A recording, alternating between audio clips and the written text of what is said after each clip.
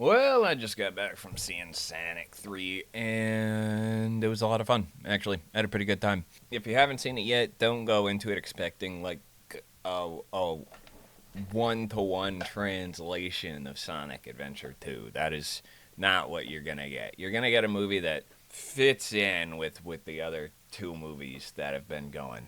But I'll just get into it real quick, and yeah, totally full spoilers all the way through here. Also, don't go into this expecting a movie that is like a thinker's experience. Just shut your brain off. I have a hard time with that. I have a hard time shutting my brain off for a lot of movies. Like in this movie, Shadow beats up Knuckles, and Knuckles can barely get up. He needs help getting up. You know, not too much later, characters literally punch each other into orbit, smash each other into the moon. How do you like that, Obama? Like, take hits that send them from space to the Earth with nothing stopping them in between. They literally walk it off. Shut your brain off.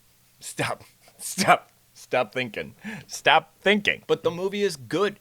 The movie is fun. It's fun enough for adults.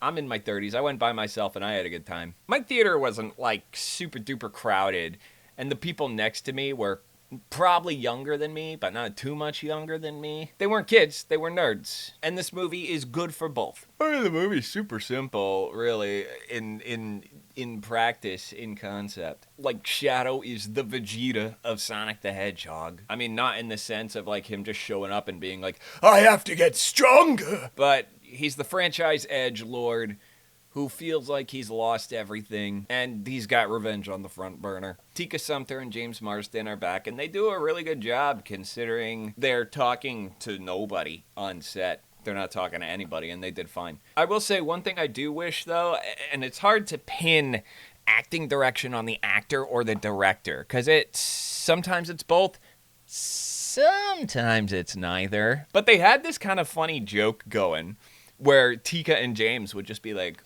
oh man, I'm so glad everything is back to normal. Like, I'm so glad that things are not falling apart around us at all times. And then things would fall apart around them.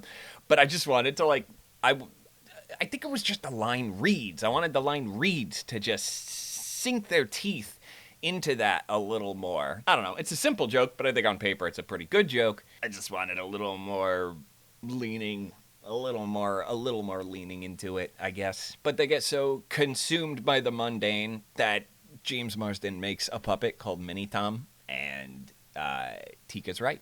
It's terrifying. Funny enough, I actually consider one of the best feats of these movies to be creating an entirely original character that ended up being one of my absolute favorites. I'm so sorry if I say this name wrong, but I'm gonna do my best. Lee Majjoub, playing Agent Stone. He is amazing in this role. I don't know if they're trying to play up the idea that he's in love with Dr. Robotnik, or that he just genuinely cares about him so much and wants to be his friend and sees him as like a safe person, the only safe person he's ever known. Either way, the actor is like nailing this role. I really hope he's in the rest of the movies going forward, because there's got to be another one. Like, no doubt about it. Money talks, and so did the mid-credits trailer. And the after-credits. I mean, I say it was a scene. It's a trailer. It's happening. It's totally happening. There's no way it's not. And yeah, the movie delivers on most of what you want it to deliver on. It's got Live and Learn. It's got Johnny Gioeli singing his heart out. Lawsuit pending, but singing his heart out. I mean, yeah, the movie's got its cheesy jokes. Shut your brain off.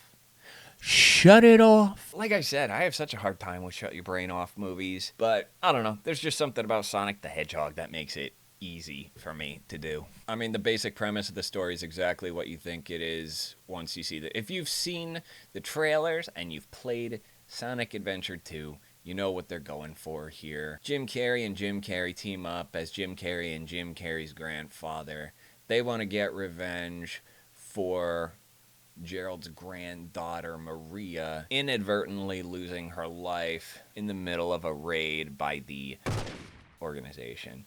Do I get demonetized if I say that? Even though it stands for, what is it? Guardian something the Nations. Not that I'm making money off this anyway, because I'm just a somebody that to the rest of the world is a nobody. It's for the love of the game, baby. So Shadow and Gerald want revenge. Gerald brings Ivo into the fold. And of course, the plan is bigger than Ivo thinks it is. The plan is to actually nuke the planet as revenge, which I'm a little lost on how he got to that point. Shut your brain off. I mean, the best guess I have is he was just like, the world is too cruel, so I'm just gonna destroy it. But we get most of the big hits. We get the moon. We get the pose. We get the song. No space lizard, though. And I was wondering if they were gonna do that. I was wondering if they were gonna do the space lizard.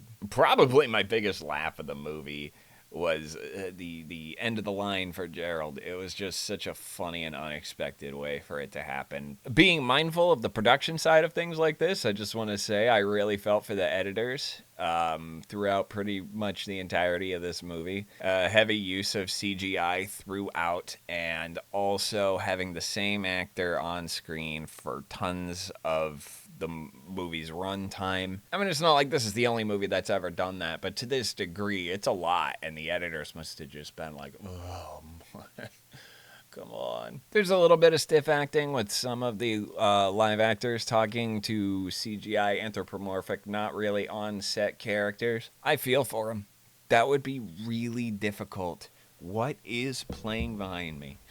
It makes me think of Jurassic Park when people had to act like, I think it was like a tennis ball at the end of a stick was like a T-Rex head because they had to get the eye line right. So, I mean, yeah, naturally, Ivo turns on Gerald. And they have a goofy fight, but it is a very Jim Carrey fight. I've not been to the theaters a lot this year. Not as much as my buddy Joseph, who you can see his review here. But out of the few movies I have seen this year, this is definitely one of the better ones. There's plenty for the kids to laugh at, and there's honestly just as much for the adults to laugh at. Knuckles being afraid of Casper, great joke.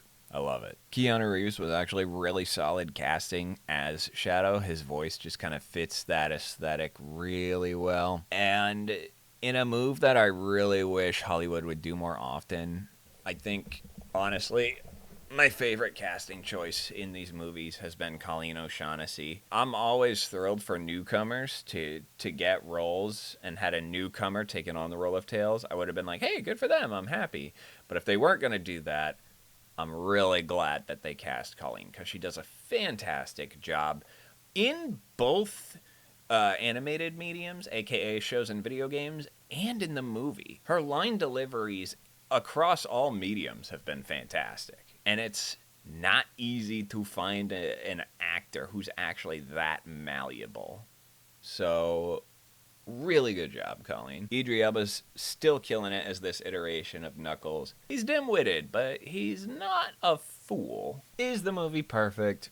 I don't think I've ever seen a movie that's perfect. But it's definitely in the high tier of video game adaptations, and honestly, it's in the higher tier of just good times at the theater. All the references were super duper fun. References to even Shadow's own game, while not well received, has gotten kind of like this weird, bizarre resurgence in popularity because of Sega's pretty risky, but ultimately good gambit on the quote-unquote year of Shadow. I don't think it's taken home any Oscars, but I do think it's going to take home some awards for family entertainment or popular film, things like that. Nickelodeon Awards sweep. So what comes after this? How can it possibly get better? Well, we got introductions to some mass-produced Metal Sonics, and we also got introduced to Amy Rose. One thing I feel like these movies cannot do, and I am not challenging them to do so. I don't think you can introduce Rouge into this. You will learn more about strangers than you ever wanted to know, and people out there will learn more about themselves than they wanted to know. I just don't know how you do it. The internet is not responsible enough for a character design like Rouge. I mean, the internet's not particularly responsible as a whole to begin with, but if Rouge the Bat is the starting point on deciding whether or not the internet is a responsible venue? The answer is a hard no. And what I actually think is a really beautiful full circle moment, I actually just read, apparently the director Jeff Fowler, one of, if not his first jobs in the industry as a whole, he did VFX work on the Shadow the Hedgehog game, on the CGI intro. So he's got kind of like a funny little attachment to this character, and I find that beautiful. I mean, what a dream. What a dream to circle back 2 decades later. That's pretty wild. I mean, good for him. Living the dream, I guess. I mean, go see it. Take the kids, take the grandkids, take the nephews, take the nieces, take the cousins, whatever. It's just fun. Go have fun. You know what? Go alone. Be like me and go alone. That's what I wanted to do. I asked myself, how do I want to spend the final day of 2024? I want to do something for me. This is what I did for me, and I'm glad about it. I had a great time. Ooh, you know what would be really good for a fourth one is if they put a little bit of in there. Ooh, that could be good. That might be a little far out there, though. I don't know. There's a lot of material they could use before that. So, yeah, check it. I mean, it's probably going to be available, given just the current state of content creation and home releases. This is probably going to be available to rent or buy on digital in like 3 weeks. It's just the nature of the beast. But I'm happy, and everyone else in the theater seemed to be happy too, including the 2 nerds next to me. Well, I guess that's all I really have to say about it.